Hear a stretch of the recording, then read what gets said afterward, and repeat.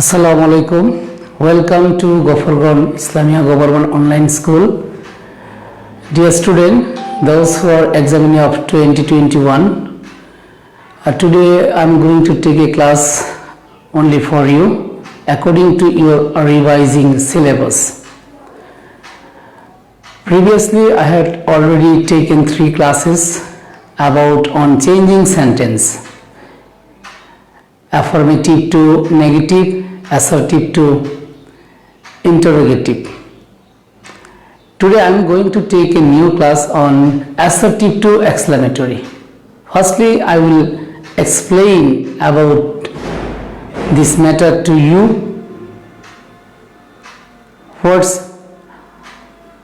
assertive and how to transform exclamatory. তো প্রিয় শিক্ষার্থীরা খেয়াল করো যে অ্যাসার্টিভ বাক্য থেকে কিভাবে তুমি এক্সক্লামেটরি বাক্যতে রূপান্তর করবে।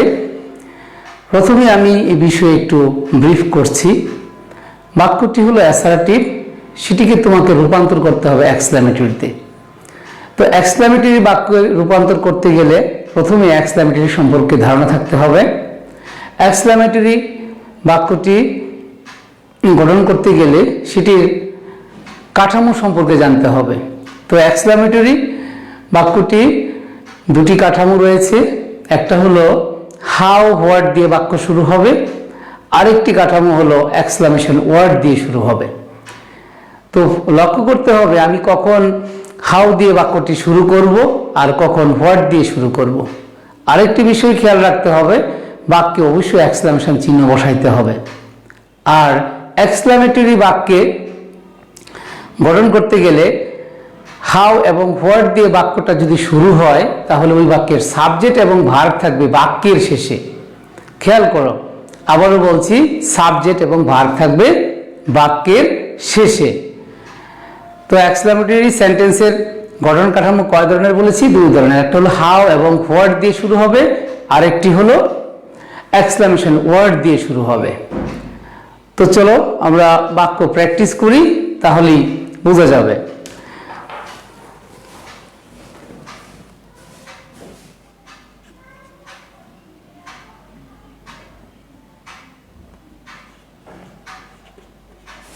It's a great mistake. আমি যদি এই বাক্যটাকে এক্সক্লামেটরি করতে চাই তাহলে প্রথমেই বাক্যটার অ্যাসার্টিভ বাক্যটা একটু চিনে নেব। প্রিয় শিক্ষার্থীরা এই ক্ষেত্রে খেয়াল রাখবে, অ্যাসার্টিভ বাক্যে যদি আর্টিকেল থাকে এন, অর্থাৎ আর্টিকেল যদি থাকে তাহলে ওই বাক্যের ক্ষেত্রে এক্সক্লামেটরি করার ক্ষেত্রে প্রথমে হবে হোয়াট। তাহলে প্রথমে কি বসাবো? হোয়াট। তারপর ভেরি অথবা গ্রেট থাকলে, ভেরি অথবা গ্রেট থাকলে এরা বাদ যাবে, অর্থাৎ এদেরকে অমিট করে দিতে হবে এক্সক্লামেটরি গঠনের ক্ষেত্রে। আবার এক্সক্লামেটরি থেকে যখন আমি অ্যাসার্টিভ করব তখন আবার এগুলিকে অ্যাড করতে হবে। তো অ্যাডজেক্টিভের আগে ভেরি বসে আর নাউনের আগে গ্রেট বসে। তো খেয়াল করো হোয়াট, তাহলে কি a mistake, it subject, is হলো ভার্ব, আর এক্সক্লামেশন চিহ্নটা হলো কি বাক্যের শেষে। তো অ্যাসার্টিভ বাক্যে যদি কি আর্টিকেল থাকে তাহলে সেক্ষেত্রে এক্সক্লামেটরি করার সময় ওই বাক্যের প্রথমে হবে কি হোয়াট, তারপরে ভেরি বা গ্রেট থাকলে বাদ যাবে, তারপরের অংশটুকু বসবে। আর সাবজেক্ট এবং ভার্ব বসবে কোথায়? বাক্যের শেষে। আরেকটি বাক্য লক্ষ্য করি,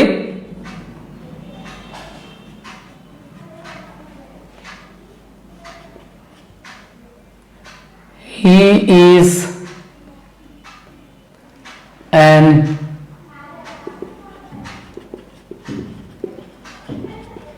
intelligent student.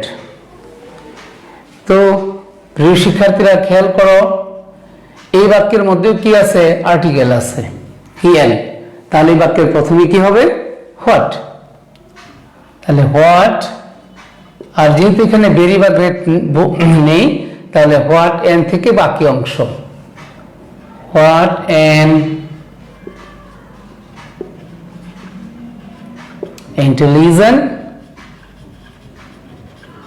student he is. Understand? আশা করি বিষয়টি বুঝতে পেরেছো। এখন আরেকটি উদাহরণ লিখছি।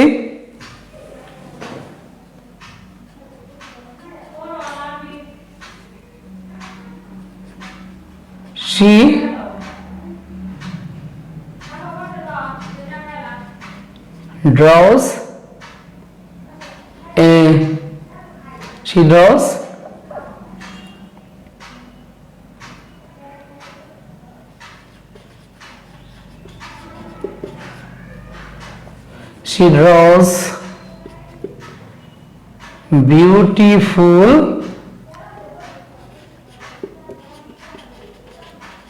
picture. She draws beautiful picture. খেয়াল করো এই বাক্যের মধ্যে কিন্তু কি আর্টিকেল নেই, তাহলে এই বাক্যটা কি দিয়ে শুরু হবে? হাউ দিয়ে। তাহলে কি হবে? হাউ, তারপর এই যে পরের এইটুকু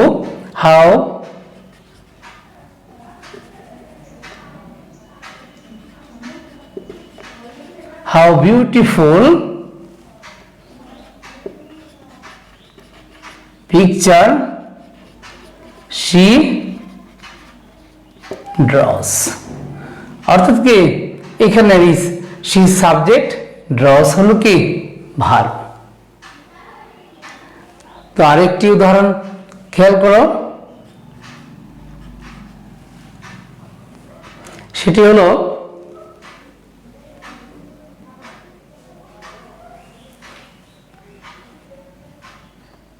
the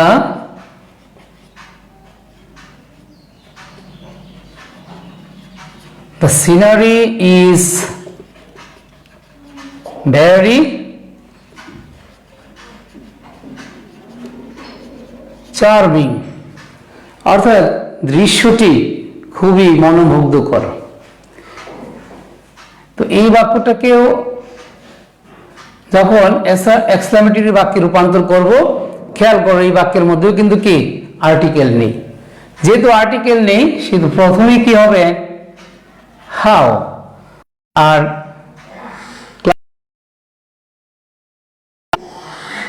ভেরি বা গ্রেট থাকে এক্সক্লেমেটরি করার সময় এদেরকে বাদ দিতে হবে, অর্থাৎ এরা অমিট হয়ে যাবে। এখানে এক্সক্লেমেটরি করার সময় এই ভেরিটা উঠে যাবে। তাহলে কি হাউ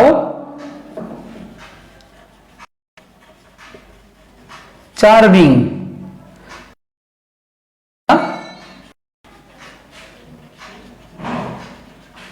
সিনারি। ভার্ব হলো ইজ আর বাক্যের শেষে এক্সক্লেমেটরি চিহ্ন। তো আমরা জানি দুই ধরনের বাক্যের নিজস্ব চিহ্ন রয়েছে, একটি হলো ইন্টারোগেটিভ আর একটি হলো এক্সক্লেমেটরি। তো হাউ এবং হোয়াট দিয়ে বাক্য তৈরি করার নিয়মগুলি তোমাদের সামনে উপস্থাপন করলাম। মনে রাখতে হবে আর্টিকেল থাকলে হবে হোয়াট, আর্টিকেল না থাকলে হবে কি হাউ। তো এখন অন্যান্য নিয়মগুলি তোমাদের সামনে উপস্থাপন করছি।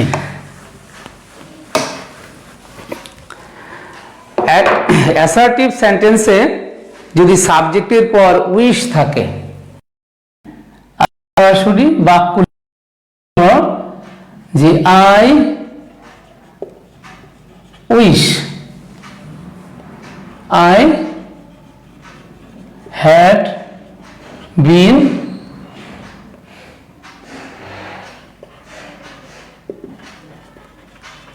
president।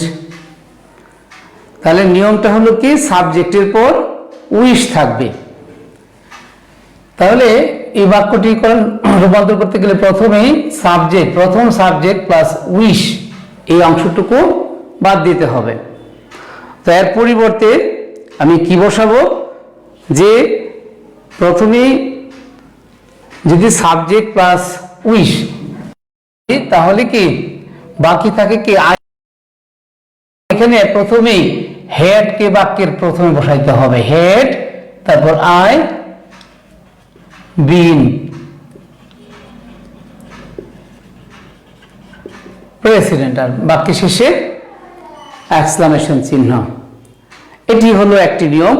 আরেকটি নিয়ম হলো যদি এই সাবজেক্ট প্লাস উইশ বাদ দিই, অর্থাৎ অর মানে বিকল্প নিয়ম, সেক্ষেত্রে এদের পরিবর্তে আমি কি বসাতে পারি, ইফ, আর বাকি সব ঠিক থাকবে।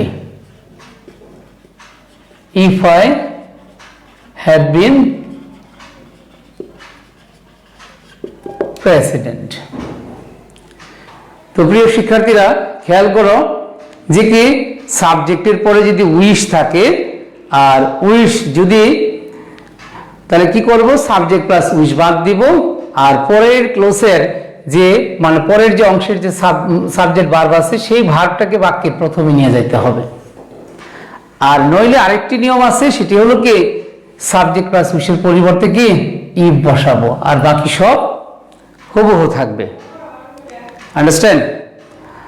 তারপরে আরেকটি নিয়ম আছে, সেটা হলো কি সাবজেক্টের পরে যদি ওয়ার থাকে, অর্থাৎ সেই বাক্যটি স্টার্টিং হবে কি সাবজেক্ট প্লাস উইশ দিয়ে, কিন্তু পরের যে সাবজেক্ট ওই সাবজেক্টের পরে যদি ওয়ার থাকে, তাহলে সেই বাক্যের নিয়মটা কি হবে, অর্থাৎ তুমি কিভাবে ট্রান্সফর্ম করবে, অর্থাৎ how to change, how to convert it into exclamatory sentence.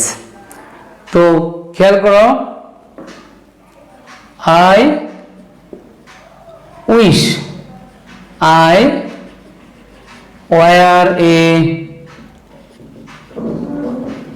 child again. আমার ইচ্ছা হয় যদি আমি আবার শিশু হতাম। তাহলে নিয়মটা কি হবে? নিয়মটা হলো, প্রথম নিয়মটা যদি আমরা ফলো করি, তাহলে এই যে সাবজেক্ট প্লাস উইশের পরিবর্তে কি হবে, if. If I were a child again. আবার এটির আরেকটি বিকল্প নিয়ম রয়েছে। বিকল্প নিয়মটা হলো কি হবে, যে এই সাবজেক্ট প্লাস উইশের পরিবর্তে, এই সাবজেক্ট প্লাস উইশের পরিবর্তে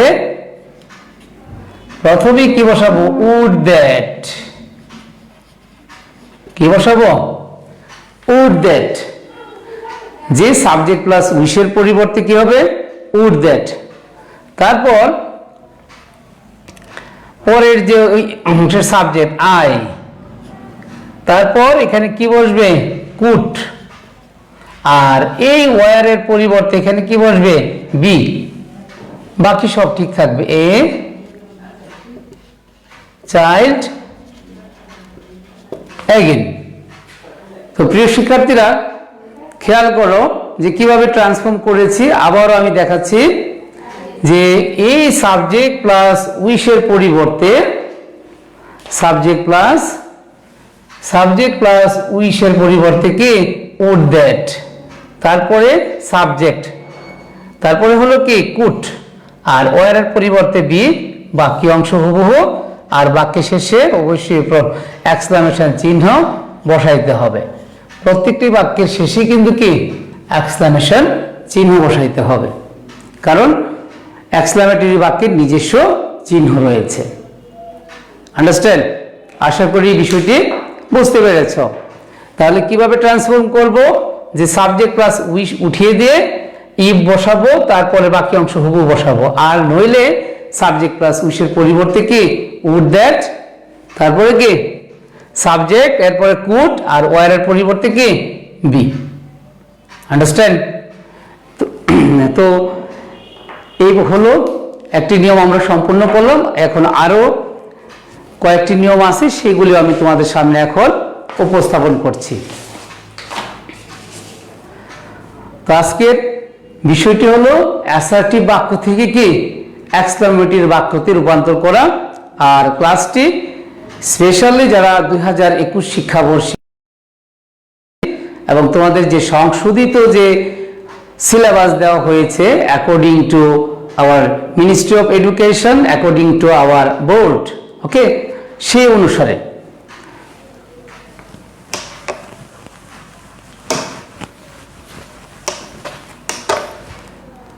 তো খেয়াল করো, যদি অ্যাসার্টিভ বাক্যটি এইভাবে গঠিত হয়,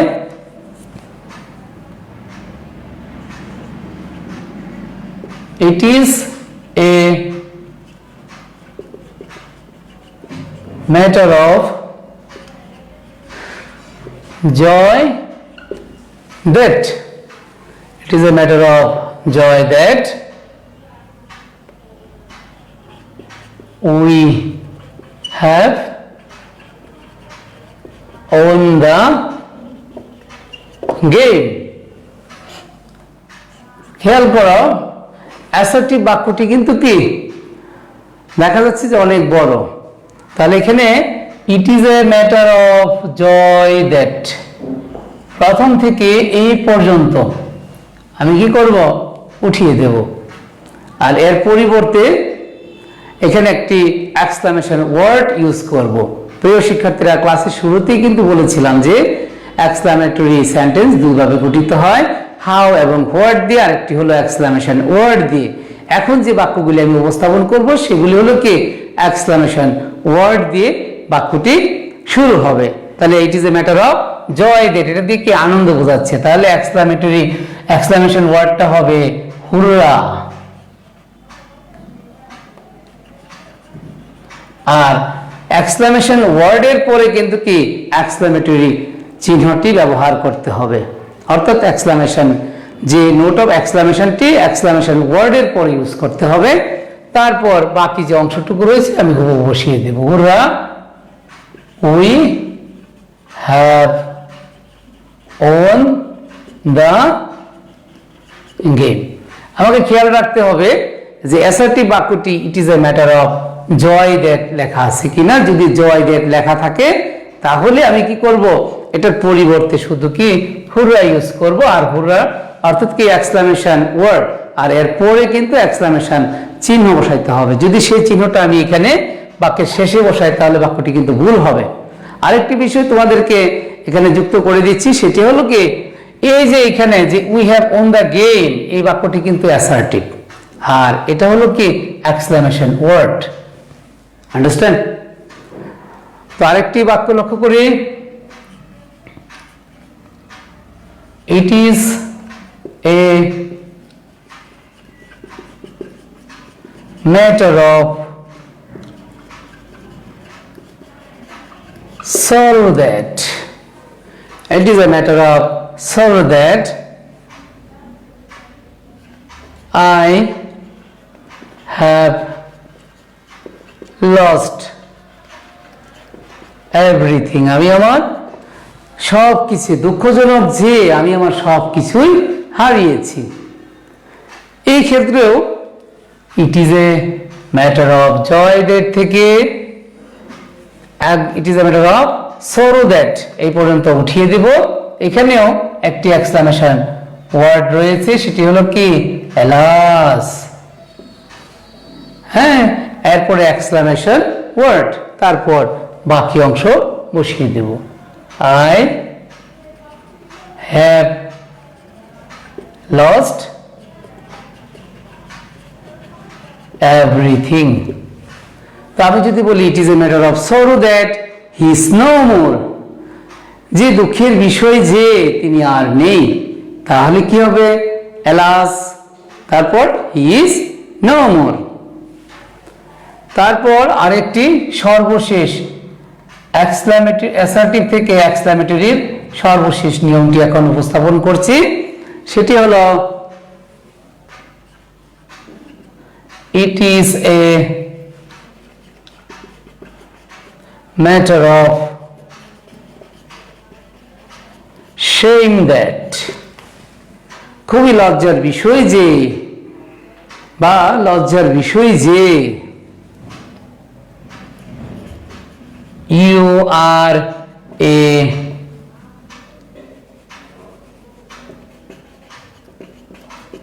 thief, যে তুমি একটা চোর, you are a liar, তুমি একটা মিথ্যাবাদী।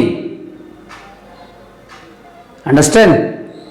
যে এরকম যে কাজগুলি করলে খুবই লজ্জার বিষয় মনে হয়, ওইগুলির ক্ষেত্রে প্রথমেই হবে কি ইট is a matter of shame that অথবা it is shameful that, আরেকটি কি হবে it is shameful that, it is shameful that। সেই ক্ষেত্রে আমি এই যে that এই পর্যন্ত আবারও আগের বাক্যের মতো উঠিয়ে দেব, আর এই বাক্যের জন্য কি বা এই ধরনের বাক্যের জন্য একটি আলাদা এক্সক্লামেশন ওয়ার্ড রয়েছে, সেটি হলো কি ফাইন। যথারীতি এক্সক্লামেশন ওয়ার্ড বসবে, তারপর কি ইউ আর এ থিফ।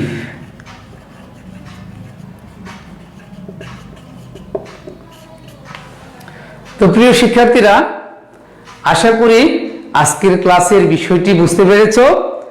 তো আগামী ক্লাসে আলোচনা করব এক্সক্লামেটরি টু অ্যাসার্টিভ। আমি ধীরে ধীরে 2021 শিক্ষাবর্ষের যে প্রিয় শিক্ষার্থী যারা রয়েছে তোমাদের সংশোধিত সিলেবাসের ইংলিশ ব্যাকরণের ক্লাসগুলি অর্থাৎ গ্রামারের ক্লাসগুলি কি উপস্থাপন করব। সবাই ক্লাসগুলি ভালো করে খেয়াল করবে এবং কি বাসায় তুমি তোমার ব্যাকরণ বই থেকে উদাহরণ প্র্যাকটিস করবে। তো সবাই ভালো থাকবে, সুস্থ থাকবে এবং কি বেশি করে পড়াশোনায় মনোযোগী হও। পরীক্ষা সামনে আসে এবং কি অবশ্যই নিজের চেষ্টায় নিজের মেধা দিয়ে একটি ভালো ফলাফল করে নিজেকে প্রতিষ্ঠা লাভের চেষ্টা করো। কিভাবে তুমি সামনে নিজেকে অগ্রসর করবে সেই চেষ্টাই করে যাও। তো ভালো থাকবে, আল্লাহ হাফেজ।